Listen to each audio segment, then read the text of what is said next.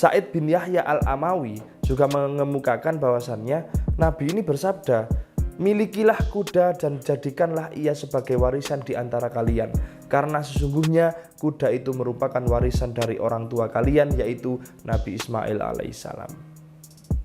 Nah, fakta selanjutnya, Nabi Ismail ini adalah orang yang pertama kali berbicara dengan bahasa Arab fasih.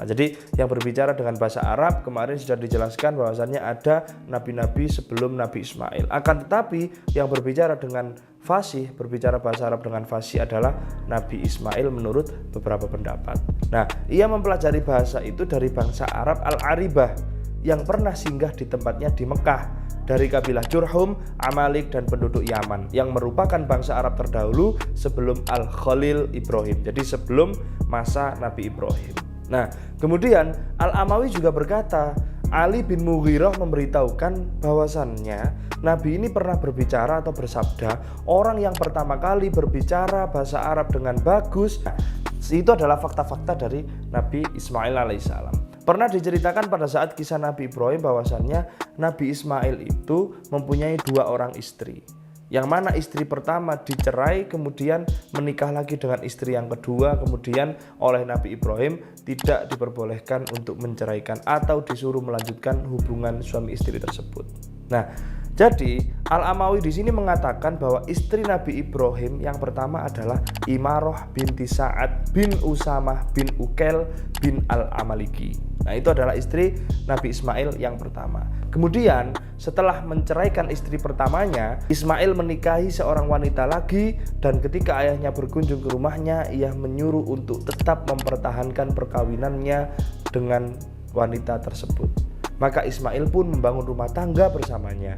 Nah, wanita kedua ini bernama Sayyidah binti Madah bin Amr al-Jurhumi. Nah, jadi ceritanya Nabi Ismail menikah dengan istri yang pertama, kemudian oleh Nabi Ibrahim bertemu dengan istrinya dan berkata bahwasannya, berpesan ketika nanti Ismail sudah pulang, tolong kabarkan kepadanya suruh mengganti ambang pintunya. Nah, yang dimaksud dengan ambang pintu itu dimaksudkan oleh Nabi Ismail adalah wanita tersebut atau istri pertamanya oleh Nabi Ibrahim disuruh mengganti atau menceraikannya. Akhirnya diceraikan, kemudian menikah lagi dengan wanita yang kedua, yaitu Sayyidah binti Madah bin Amr al-Jurhumi. Nah, pesannya Nabi Ibrahim bertamu lagi dan berpesan bahwasannya disuruh untuk mempertahankan ambang pintunya. Nah, pada saat itulah Nabi Ismail mengatakan kepada istrinya bahwasannya disuruh untuk melanjutkan rumah tangganya. Itu kisah lebih jelasnya ada di kisah Nabi Ibrahim. Nah, ada juga yang mengatakan bahwasannya wanita itu adalah istrinya yang ketiga. Nah, dari wanita itu Ismail atau dari Sayyidah binti Madah bin Amr al-Jurhumi, Ismail mempunyai 12 anak laki-laki. Nama-nama mereka yaitu yang pertama Nabit, Widhar, Watbil, Maisi, Masma, Masi, Dausa, Arar, Yatur, Nabasi, Toyima, dan Qaizama. Nah, itu adalah 12 nama-nama anak dari Nabi Ismail. Sekarang adalah kita akan membahas tentang pesan Nabi Ismail untuk Nabi Ishak. Nah, atau saudaranya sendiri. Bahwasannya Ismail ini diutus oleh Allah Subhanahu wa taala sebagai rasul kepada penduduk negeri itu, dan juga diantaranya adalah kabilah Jurhum, Amalik, dan penduduk Yaman. Nah, ketika menjelang kewafatannya, Ismail berpesan kepada saudaranya yaitu Nabi Ishak alaihissalam dan menikahkan putrinya bernama Nasamah dengan putra Ishak yang bernama Al-Ais bin Ishak. Nah, dari keduanya itu lahirlah bangsa Romawi.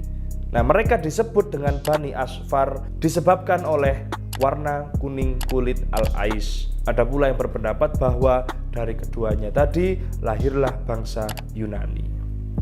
Nah, yang terakhir di sini adalah makam dari Nabi Ismail.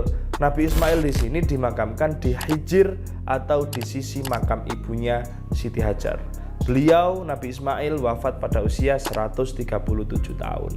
Nah, bangsa Arab Hijaz menisbatkan garis nasab mereka kepada kedua putra Ismail yaitu Nabit dan Qaizar. Dan akhirnya Alkitab di sini menyebutkan bahwa Ismail di sini turut memakamkan Ibrahim di gua Makhpela bersama Ishak. Ismail sendiri disebutkan tadi yaitu wafat pada usia 137 tahun. Nah, Ibnu Katsir di sini dan beberapa tradisi Islam menyebutkan bahwa Ismail ini dimakamkan di Al-Hijr Ismail di samping makam Hajar.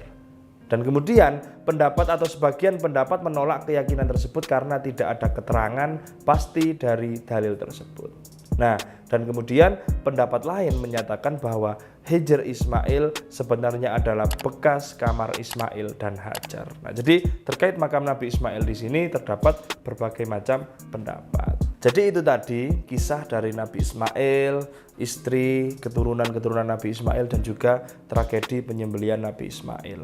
Terima kasih, itu tadi lekosan learning by Qososil Anbiya, penjelasan tentang kisah Nabi Ismail. Barangkali ada yang salah dari yang saya jelaskan, yang saya sebutkan terkait nama-nama dan sebagainya, silakan direvisi, ditulis di kolom komentar. Dan barangkali ada yang bertanya, mau menambah dan sebagainya, silakan kalian tulis semua di kolom komentar, nanti kita diskusikan bersama. Sekian dari saya, terima kasih, bye.